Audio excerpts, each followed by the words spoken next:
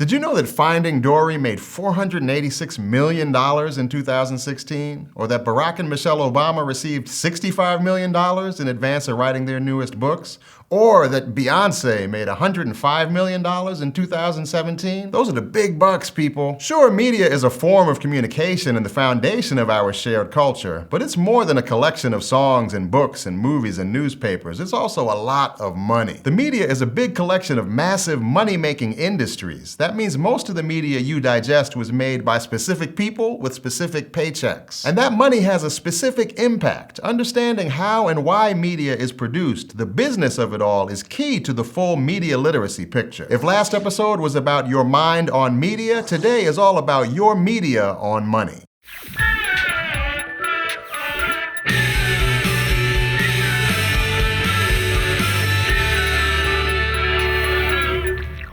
Pretend for a second you're a superstar movie director with a string of award-winning hits. Hollywood anxiously awaits your next film, but you're feeling the pressure. First, you've got to land on an idea. Should it be an original film, a remake, a sequel? About what? Who's gonna write it? You? That woman with the funny web series you love? A studio hack paid by the word? Speaking of studios, who are you going to work with? Will they have a say in what you make and how it's written, or who's in it? Then you've got to shoot the thing. Find the perfect cast, build all the sets or find locations, pay the CGI company, hire a costume designer, make sure the schedule runs on time. And then it's not even over. Hopefully a distributor will pick it up. Who will see it? How will it be advertised? Will your cast end up on every late night show to promote it? That's a lot of questions to answer. So instead of making decisions, you're sitting on your couch eating cereal and watching Scandal reruns, pretending your problems don't exist. But you're not a big shot Hollywood director. Well, if you are, hit me up in the DMs. Anyway, have you ever thought about how much goes into a movie before it gets to your screen? Or before a video game gets to the store or a newspaper onto your doorstep? Media is made. Every bit of it is constructed by someone, or groups of someone's.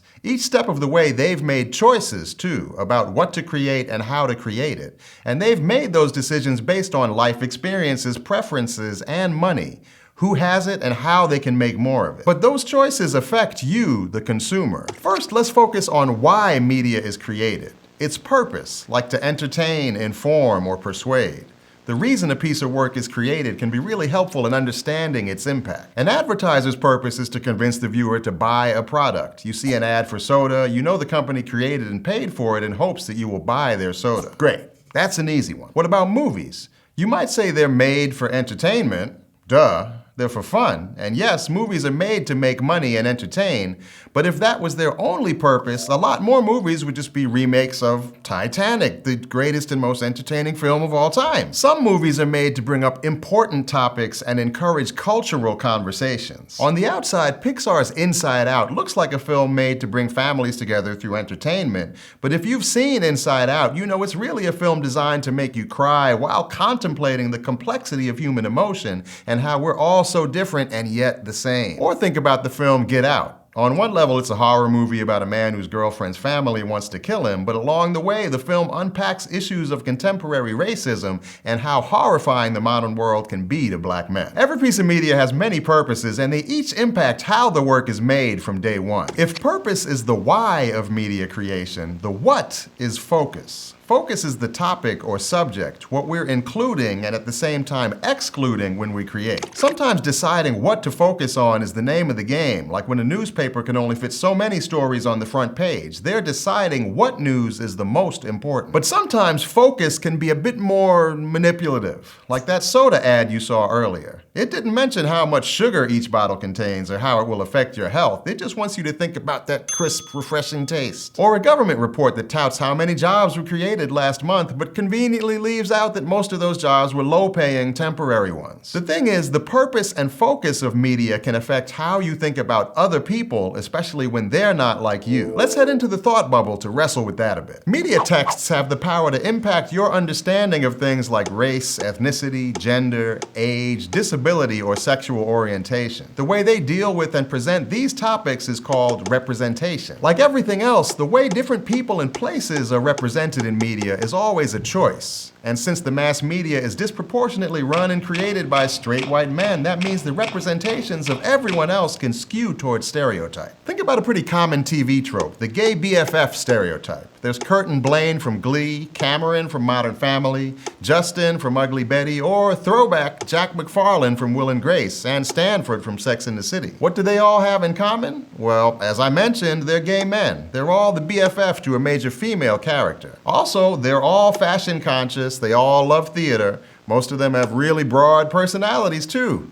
Weird how they're all so similar. Media representation of gay men has historically skewed towards these stereotypical depictions, where only one type of gay man is found on screen. Our brains love familiar things since they're easy to understand, so why invest in shows written by and about complex gay men or women or LGBTQ people of color when you could save time and money by lazily using stereotypes instead? Plus, as a familiar stereotype, this representation can be used in mainstream media without ruffling too many conservative feathers. That means more viewers and more money. This is a big problem for diverse cultures that have trouble understanding each other. When minority groups are frequently stereotyped in the media, people may start to believe the associated stereotype is even more true. They reinforce themselves. Paying attention to how different groups and people are represented in the media is critical. Each representation is a choice made by the creator, sometimes because of money, and they can be used to positively or negatively impact how we think. Thanks, Thought Bubble. Of course, every production choice isn't part of a grand scheme to sell more pop music or prevent more women of color from directing films. The media is a nebulous group of individuals all doing particular jobs, but there are people and systems at work within the business of media that help block or perpetuate certain stereotypes and ideologies. For instance, cultural theorist Stuart Hall wrote about how racist ideologies are spread through the media.